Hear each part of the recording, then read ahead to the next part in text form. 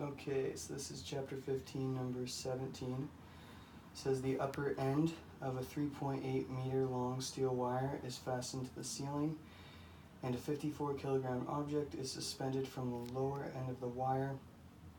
You observe that it takes a transverse pulse of 0.0492 seconds to travel from the bottom to the top of the wire. What is the mass of the wire? So, let's draw a picture first.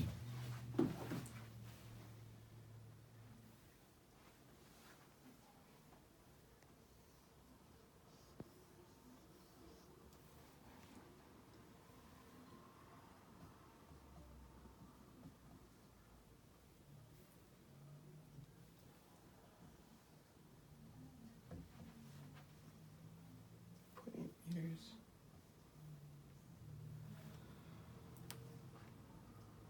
And there's a gravitational force pulling it downward, and then there's a normal force. Normal force taking it upward. So we're given this equation. Velocity equals tension force over the mass under the square root. So we know that the time is 0.492 seconds.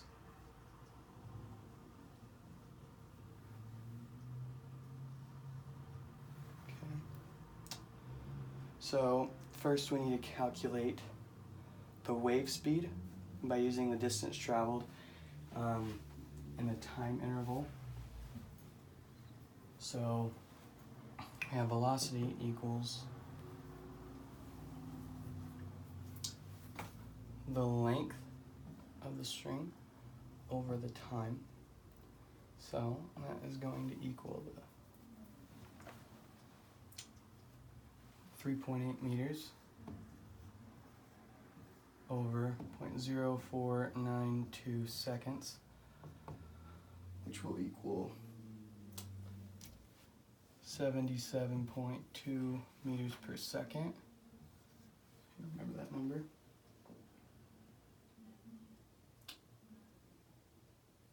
Alright, now we need to figure out the gravitational force.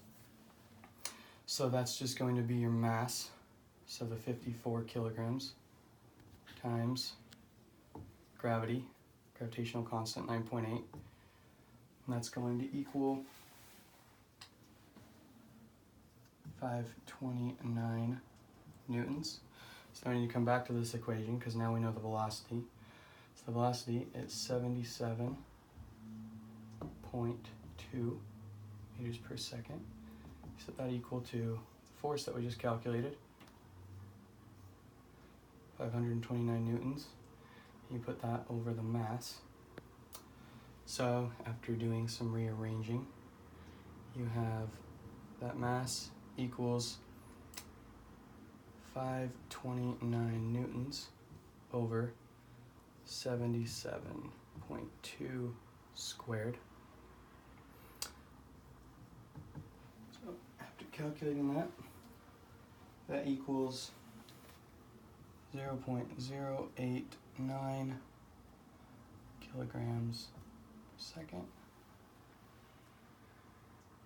Kilograms per meter, my mistake.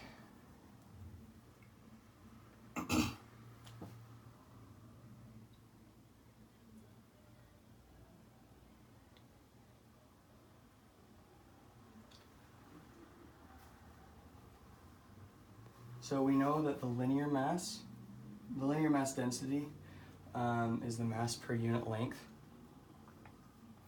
So you have the mu equals the mass over the length. So we have the 0.089 equals the mass of the string over the length, which is 3.8 meters. So m equals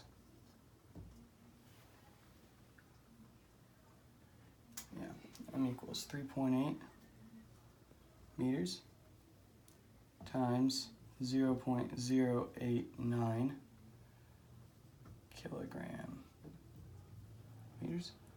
So then you get the mass of the string, do all those calculations, equals 0.337 kilograms.